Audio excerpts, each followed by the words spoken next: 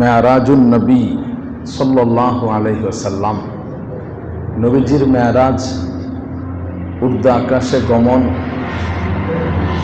আল্লাহর সান্নিধ্য লাভ, এটা নবীজি সাল্লাল্লাহু আলাইহি ওয়াসাল্লামের জীবনের অন্যতম একটি মুআজিজা।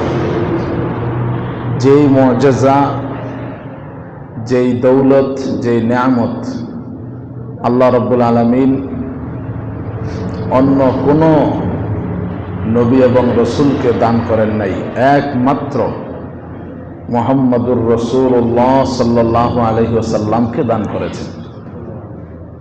না আদম আলাইহিস সালামকে দিয়েছেন, না ইব্রাহিম আলাইহিস সালাতু ওয়াস সালামকে দিয়েছেন, না মুসা আলাইহিস সালামকে দিয়েছেন, না দাউদ আলাইহিস সালামকে দিয়েছেন। কোন নবীকে আল্লাহ তাআলা এই শরাফত, এই দৌলত, এই নিয়ামত, এই আজমত, এই মর্যাদা আল্লাহ তাআলা কাউকে দেন নাই, কোনো নবীকে দেন নাই, কোনো রসুলকে দেন নাই। একমাত্র রসুল আরবি মুহাম্মদ মুস্তাফা আহমদ মুজতবা সাল্লাল্লাহু আলাইহি ওয়াসাল্লামকে দান করেছেন। এই কারণে রসুল আকরাম সাল্লাল্লাহু আলাইহি ওয়াসাল্লাম সর্বশ্রেষ্ঠ রসুল, সৈয়দুল মুরসালিন, ইমামুল মুরসালিন, ইমামুন নবিয়্যিন, ইমামুল আউয়ালিন, ইমামুল আখিরিন, নবীজি সাল্লাল্লাহু আলাইহি সাল্লাম। এই মেরাজ থেকে নবীজি কি পেয়েছেন? 1 নাম্বার 5 ওয়াক্ত নামাজ পেয়েছেন। আমি গত জুমায় বলেছি, শরীয়তের যাবতীয় আহকামগুলো, বিধানগুলো, শরীয়তের বিধানগুলো আল্লাহ তাআলা ওহীর মাধ্যমে, জিবরাইল আমিনের মাধ্যমে নবীজি সাল্লাল্লাহু আলাইহি সাল্লামের কাছে পাঠিয়েছেন, দিয়েছেন। কিন্তু শরীয়তের আহাম ইবাদত, আযম ইবাদত, শরীয়তের শ্রেষ্ঠ ইবাদত, আজিমুশ শান ইবাদত নামাজ, আল্লাহ রাব্বুল আলামিন সরাসরি আল্লাহ তাআলা নবীজি সাল্লাল্লাহু আলাইহি সাল্লামকে দান করেছেন। বেলা ওয়াসিতা আল্লাহ তাআলা নিজে সরাসরি দিয়েছেন নামাজ। এই 5 ওয়াক্ত নামাজ 50 ওয়াক্ত নামাজ দিয়েছিলেন, 5 ওয়াক্ত কমিয়ে দেওয়া হয়েছে, 45 ওয়াক্ত কমিয়ে মাত্র 5 ওয়াক্ত রাখা হয়েছে। আল্লাহ তাআলা ঘোষণা করেছেন, নবীজি সাল্লাল্লাহু আলাইহি সাল্লামকে এই কথা বলে দিয়েছেন, আপনার উম্মত যদি এই 5 ওয়াক্ত নামাজ পড়ে আদায় করে, তাহলে আমি 50 ওয়াক্ত নামাজ পড়ারই সওয়াব দিয়ে দিব। 5 ওয়াক্তের দিবেন না, কত ওয়াক্তের দিবেন? পড়ব 5 ওয়াক্ত, কিন্তু সওয়াব আল্লাহ তাআলা দান করবেন, নেকি আল্লাহ তাআলা দান করবেন কত ওয়াক্ত? 50 ওয়াক্ত। এই জন্য নামাজের ব্যাপারে গাফলতি না করা, নামাজের ব্যাপারে কোতাহি না করা, অলসতা না করা, এবং সহজ দিনে রাত্রে 24টা ঘন্টায় মাত্র 5 ওয়াক্ত নামাজ। কত ওয়াক্ত নামাজ? 5 ওয়াক্ত নামাজ। 24 ঘন্টা ঘন্টা হিসাবে দিলেও 24 ওয়াক্ত হইতে পারত, ঠিক না? কিন্তু আল্লাহ তাআলা 24 ঘন্টায় 5 ওয়াক্ত নামাজ আমাদের জন্য ফরজ করেছেন, দিয়েছেন। এই ব্যাপারে অলসতা করলে আল্লাহ তাআলার কাছে নাজাত পাওয়া যাবে না। এই ব্যাপারে অলসতা করলে আল্লাহ তাআলার কাছে মুখ দেখানো যাবে না। নবীর উম্মত হিসাবে ময়দানে মাহশারে পরিচয় দেওয়া কঠিন হয়ে দাঁড়াবে। এবং যারা নামাজের হেফাজত করবে, নামাজের যত্ন নিবে, নামাজ পড়বে, যাদের নামাজের প্রতি যাদের আগ্রহ থাকবে, নামাজের এহতেমাম করবে, তাদের হাসর হবে নবীদের সাথে, মান নবিয়্যিন ওয়া সিদ্দিকিন ওয়া শুহাদা, সিদ্দিকদের সাথে, আল্লাহর পথে, দ্বীনের পথে যারা শহীদ হয় তাদের সাথে নামাজীদের হাসর হবে। যারা দ্বীনের পথে শহীদ হয় নবীদের সাথে হাসর হবে, সত্যবাদীদের সাথে তাদের হাসর হবে। আর যারা নামাজ পড়বে না, নামাজের যত্ন নিবে না, হেফাজত করবে না, কিয়ামতের ময়দানে কাদের সঙ্গী হবে? তারা মা ফেরাউনের সঙ্গী হবে। ফেরাউনের সাথে তার হাসর হবে, মানে ফেরাউন যেখানে তার ঠিকানা হবে, তো এই বেনামাজি তার ঠিকানাও সেখানেই হবে। হামানের সাথে হবে, কারুনের সাথে হবে। এই জন্য নামাজকে আমরা কায়েম করব। আল্লাহ বলছেন আকিমুস সালাহ, কায়েম করো, নামাজ প্রতিষ্ঠা করো। নিজে পড়ো, তোমার আশেপাশে অধীনস্থ এবং পরিবার, আহল ইয়াল, পাড়া পড়োশি, সমাজের সবাই যেন নামাজ পড়ে, সেইভাবে তুমি মেহনত করো, সেইভাবে তুমি প্রচেষ্টা চালাও। আদায় করার কথা বলেন নাই, একামতের কথা বলেছেন। একামত তো হলো নিজে পড়বে, সন্তানকেও পড়াইবে, স্ত্রীকেও পড়াইবে, সবাই যেন পড়ে সেই ব্যবস্থা সে গ্রহণ করবে। এটা একামতে সালাতের অর্থ। এই হিসাবে প্রত্যেকের এই জিম্মাদারি নামাজকে এইভাবে করেই কায়েম করা। আমরা শুধু নিজেরা পড়ি, কাউকে আর বলি না নামাজ পড়ার জন্য, এটা একামতে সালাত না। রাষ্ট্র ক্ষমতা যদি আল্লাহ তাআলা দান করেন কাউকে, সেই ক্ষেত্রেও কোরআন শরীফের মধ্যে বলা হয়েছে তাদের দায়িত্ব হয় একামতে সালাহ, নামাজকে কায়েম করা। অর্থাৎ রাষ্ট্রীয় যত ডিপার্টমেন্ট থাকবে, মন্ত্রণালয় থাকবে, যত শাখা প্রশাখা থাকবে, সব জায়গায় নামাজ পড়ার পরিবেশ এবং বাধ্যতামূলকভাবে নামাজ পড়তেই হবে। রাষ্ট্রের কর্মচারী, চাকরিজীবী, প্রজাতন্ত্রের কর্মচারী, চাকরিজীবী, যারা সবাই এই নামাজ কায়েম করতে হবে। এটা হয় একামতে সালাহ। এই নামাজ নবীজি সাল্লাল্লাহু আলাইহি সাল্লাম নিয়ে আসছেন। নামাজ পড়লে আল্লাহ সমস্ত গুনাহ মাফ করে দিবেন, সব গুনাহ কি করে দিবেন? মোচন করে দিবেন। নামাজ ওই বেহেশতের চাবি। আসসালামাতুল খামস ওয়াল জুমআতু ইলাল জুমআ, 5 ওয়াক্ত নামাজ এক জুমা থেকে আরেক জুমা, কাফফারাতুন লিমা বাইনাহুন্না, মধ্যবর্তী সময়ের ত্রুটি বিচ্যুতি গুনাহ খতা যা হয় নামাজের উসিলে আল্লাহ সব মাফ করে দিবেন, কাফফারা করে দিবেন, মোচন করে দিবেন। নামাজ আসসালাতু মিফতাহুল জান্নাহ, নামাজ জান্নাতের চাবি। দুনিয়াতে মানুষটা খুব ভালো, সর্বদিক থেকে সে ভালো মানুষ, কিন্তু একটা দোষ, শুধু নামাজ পড়ে না। ভালো কাজের প্রতিদান সে যেই জায়গায় গেলে পাবে জান্নাত, এই জান্নাতের চাবিটাই সে নিল না, তাহলে এই ভালো কাজের কোনো মূল্য আর তার এই ফল পাবে কিয়ামতের ময়দানে? এই জন্য নামাজ সর্বাগ্রে, নামাজকে গুরুত্ব দিতে হবে।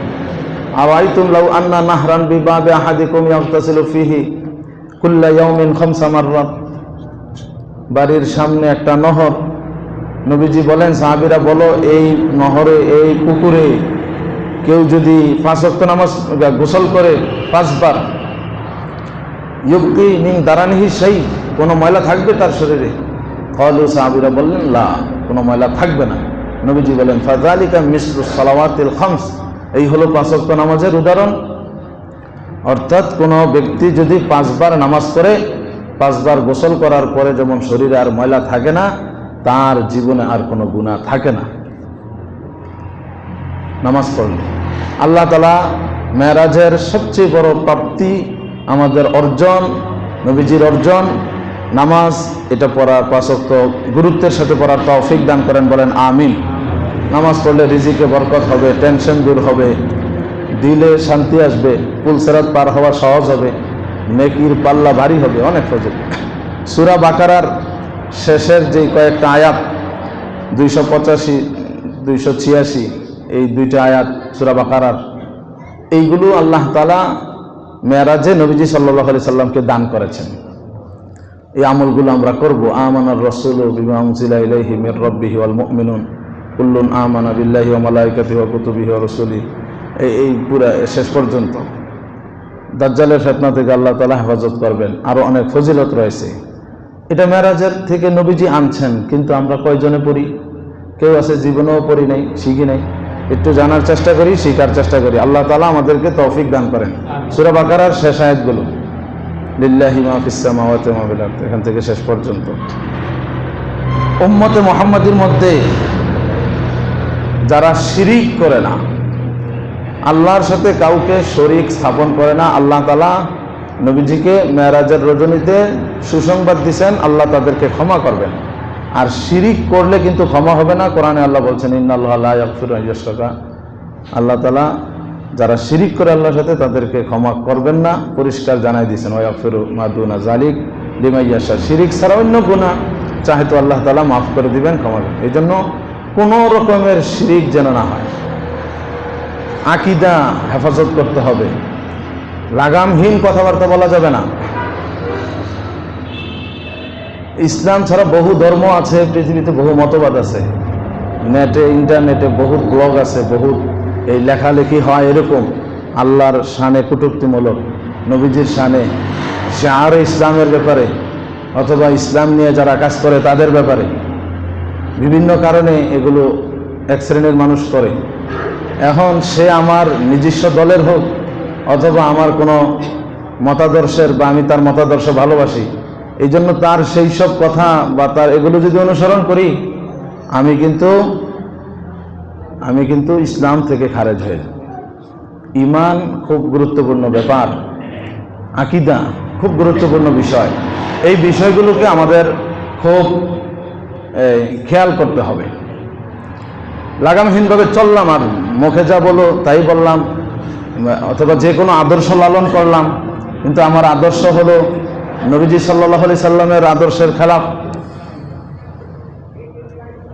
আমি তো মনে করি আমি অনেক মুসলমান, জুমার দিন নামাজ পড়ি, অথবা মুসলমানদের সাথে চলি, অথবা 5 ওয়াক্ত নামাজ পড়ি, কিন্তু ওই যে মতবাদের কারণে, মতাদর্শের কারণে, যেই মতাদর্শ কোরআনের আয়াতের খেলাফ হয়, যেই আদর্শ অসংখ্য আয়াতের খেলাফ হয়ে যায়, আমি এখানেই ইসলাম থেকে বের হয়ে গেলাম। এই জন্য এই ব্যাপারে খুব, অর্থাৎ শিরিক মুক্ত ঈমান, শিরিক মুক্ত ঈমান। সম্পদকে মানুষ যেভাবে হেফাজত করে, নিজের জায়গা জমিকে মানুষ যেভাবে হেফাজত করে, নিজের উপার্জিত অর্থ টাকা পয়সাকে যেভাবে হেফাজত করে, নিজের স্বর্ণ গহনাকে মানুষ যেভাবে হেফাজত করে, আমরা যেভাবে হেফাজত করি, এর চেয়ে আরো বেশি গুরুত্ব দিয়ে আমাদের ঈমানকে হেফাজত করতে হবে। ঈমানকে হেফাজত করতে হবে, আমলকে হেফাজত করতে হবে, বেদাত থেকে ঈমানকে হেফাজত করতে হবে, শিরিক থেকে। মুহতারাম হাজিরিন, মেরাজের এইগুলো আমরা পাইলাম। মেরাজ থেকে আমরা কি শিখলাম, বা মেরাজের উদ্দেশ্যটা কি? অনেক কথা। আল্লাহ তাআলা নবীজিকে আসমানে নিয়ে গেছেন, জমিনেও তো এই মেরাজ হতে পারত। আসমানবাসীদের আবেদন ছিল, ঊর্ধ্ববাসীদের আবেদন ছিল, লম্বা কথা। মেরাজের বড় একটা শিক্ষা হলো আল্লাহ তাআলার একান্ত সান্নিধ্য লাভ করা, যেটা রাসূলুল্লাহ সাল্লাল্লাহু আলাইহি সাল্লাম আল্লাহ তাআলার একান্ত এই সান্নিধ্য, সোহবত সরাসরি পেয়েছেন। আমাদের তরিকা কি? আমাদের জন্য এই নামাজ। আল্লাহর রাসূল সাল্লাল্লাহু আলাইহি সাল্লাম সর্ব অবস্থায় তো আল্লাহ তাআলার সান্নিধ্য, কিন্তু একবারে একান্ত। অনেক কথা রাওয়ায়াতের মধ্যে আসছে, নবীজি বলেন আমি আল্লাহ তাআলাকে দেখেছি। যদি অনেক একতলাপ বা অনেক যে কিভাবে চর্মচক্ষুর দ্বারা দেখা হয়, লম্বা বহস, কিন্তু নবীজি এক রাওয়ায়াতে আসছে যে আল্লাহ তাআলাকে দেখেছেন রাসূল সাল্লাল্লাহু আলাইহি সাল্লাম। তো আল্লাহ তাআলার সান্নিধ্য হয়েছে। তো এই নামাজের মাধ্যমে আমরা আল্লাহ তাআলার সেই সান্নিধ্য অর্জন করব। এই জন্য হাদিসে আসছে, তুমি এমনভাবে ইবাদত করো কান্নাকা তারাহু, যেন তুমি আল্লাহকে দেখতেছো। তুমি দেখতেছো, আল্লাহ তোমাকে দেখে এটা না, তুমি দেখতেছো। কান্নাকা তারাহু, আল্লাহকে হাজির নাজির জেনে যে আল্লাহ আমি আল্লাহকে দেখে দেখে ইবাদত করতেছি। এই হালাত, এই ধ্যান, এই খেয়াল পয়দা করে অমুকিয়তের সাথে, খুজুর সাথে নামাজ পড়া, সমস্ত ইবাদত করা। ফাইন লাম তাকুন তারাহু, যদি তুমি আল্লাহকে না দেখো, তাহলে এইটা মনে করো যে ফাইন্নাহু ইয়ারাক, যে আল্লাহ তো তোমাকে দেখতেছেন। আল্লাহ তো তোমাকে, তুমি যদিও না দেখো, আল্লাহ দেখেন। যদি আল্লাহ আমাকে দেখেন, এই খেয়াল আমার মধ্যে থাকে, আমার নামাজ সুন্দর হবে, আমার জিন্দেগি সুন্দর হবে, আমার মুআমালাত সুন্দর হবে, আমার মুআশারাত সুন্দর হবে, আমার আখলাক সুন্দর হবে, আমার ইবাদত সুন্দর হবে, আমার পুরা দিন সুন্দর হয়ে যাবে। শুধু এই খেয়াল ধীরে পয়দা করলে যে আল্লাহ আমাকে দেখেন, আল্লাহ আমাকে দেখেন। এই হলো মেরাজের শিক্ষা এবং মেরাজের উদ্দেশ্য এবং শিক্ষা। রাসূলুল্লাহ সাল্লাল্লাহু আলাইহি সাল্লামকে আল্লাহ আসমানে নিয়ে গেছেন, অনেক কিছু সেখানে দেখাইছেন। ঊর্ধ্ব লোক সম্পর্কে আল্লাহ তাআলা জ্ঞান দিয়েছেন এবং নবীজি জান্নাত সচক্ষে দেখছেন, জাহান্নাম দেখছেন, অনেক শাস্তি দেখছেন এবং বিশাল এই নবমণ্ডল এটা ভ্রমণ করে আল্লাহ তাআলা তার হাবিব সাল্লাল্লাহু আলাইহি সাল্লামকে অনেক কিছু দেখাইছেন। আরেকটা বড় শিক্ষা হলো আবদিয়তের গুণ অর্জন করা। আবদিয়তের গুণ, দাসত্ব। আবদিয়ত মানে কি? দাসত্ব। আল্লাহর বান্দা আমরা, এবং এই বান্দা হওয়া, আবদিয়ত, এটাই হলো আমার সবচেয়ে বড় পরিচয়। মেরাজে রাসূলুল্লাহ সাল্লাল্লাহু আলাইহি সাল্লামকে আল্লাহ তাআলা আব বলে সম্বোধন করে এই কথা বলছেন, সুবহানাল্লাযী আসরা বিআবদিহি বিরাসূলিহি বিমুহাম্মদ। নামের কথা বলেন নাই, রসুল এই উপাধির কথা বলেন নাই। কি সুন্দর উপাধি নিয়ে আসছেন, বিআবদিহি, যে ওই সত্তা যিনি তার আবদকে মসজিদে হারাম থেকে মসজিদে আকসায় নিয়ে গেছেন। আবদকে, তার দাসকে, আল্লাহ তাআলার দাস মুহাম্মদ সাল্লাল্লাহু আলাইহি সাল্লাম, মুহাম্মদ সাল্লাল্লাহু আলাইহি সাল্লামের জন্য এটাই সবচেয়ে বড় পরিচয়, আল্লাহর দাসত্ব করা। এই আবদিয়তের, এটা হলো আমাদের মেরাজের বড় শিক্ষা। আবদিয়ত তখন হবে, দাস মনিবের সব কথা মেনে চলবে, এটাই দাসের, এটাকেই দাস বলা হয়। এটাই হলো আবদিয়ত। আমি আমার জীবনের সব কিছু আল্লাহর ইচ্ছা মাফিক করব, আমার মন মতো করব না, আমার নফসের মতো, আমার খায়সাত মতো আমার কিছু করব না। আল্লাহ আমাকে শরীয়ত দিয়েছেন, বিধিনিষেধ দিয়েছেন, আমার সীমারেখা দিয়েছেন। আমি যেমন তেমন চিন্তা করতে পারবো না, আমি যেমন তেমন কাজকর্ম করতে পারবো না, আমি যেমন তেমন কথা বলতে পারবো না, আমি যেমন তেমন ভাবে মুআমালাত মুআশারাত করতে পারবো না, আমি যেমন তেমন ভাবেই চলতে পারবো না। আমি যেহেতু মুসলমান, আমার একটা সীমারেখা আছে, আমার একটা বর্ডার আছে, আমার প্রতিটা কাজের একটা মাপকাঠি আছে, আমার প্রতিটা আমলের একটা মাপকাঠি আছে, সেই মোতাবেক করা, এটাই আবদিয়ত। এই আবদিয়তের গুণ অর্জন করা, এটা মেরাজের শিক্ষা। নবীজি সাল্লাল্লাহু আলাইহি সাল্লাম মেরাজে অনেক কিছু দেখে এসেছেন, অনেক কিছু দেখেছেন। বিভিন্ন অপরাধীদের শাস্তি কেমন হবে তা দেখেছেন। নবীজি সাল্লাল্লাহু আলাইহি সাল্লাম জিবরাইল আমিনকে মেরাজে দেখেছেন, জিবরাইল আলাইহিস সালামকে। যেই জিবরাইল আলাইহিস সালাম নবীজির কাছে ওহী নিয়ে আসতেন, কোরআন নিয়ে এসেছেন, সমস্ত নবীদের কাছে ওহী নিয়ে আসছেন। নবীজিকে দেখেছেন, লম্বা বলার সময় নেই, 4টা নহর দেখেছেন। রাসূলুল্লাহ সাল্লাল্লাহু আলাইহি সাল্লাম মেরাজে জান্নাতের রক্ষী দেখেছেন, জাহান্নামীদের রক্ষী দেখেছেন, এমনকি দাজ্জালকে দেখেছেন। হাদিসের মধ্যে আসছে হাউজে কাউসারকে দেখেন, রাসূল সাল্লাল্লাহু আলাইহি সাল্লাম দেখেছেন। বেলাল রাদিয়াল্লাহু তাআলা আনহুর পায়ের আওয়াজ মেরাজে সেখানে আল্লাহ রাসূল সাল্লাল্লাহু আলাইহি সাল্লাম শুনেছেন। নবীজি সাল্লাল্লাহু আলাইহি সাল্লাম বলছেন, কদ আফলাহা বেলাল, বেলাল তো সফল কাম। সুদখোরের কি শাস্তি হবে, জেনাখোরের কি শাস্তি হবে, গীবতকারীদের কি শাস্তি হবে, পরনিন্দাকারীদের কি শাস্তি হবে, এই সব কিছু রাসূলুল্লাহ সাল্লাল্লাহু আলাইহি সাল্লাম দেখেছেন। স্বল্প সময়ে বিস্তারিত বলা গেল না, যা কিছু মেরাজ সম্পর্কে শুনলাম, বুঝলাম। আল্লাহ তাআলা সেইভাবে আমাদের জীবনকে গঠন করার তৌফিক দান করেন। যারা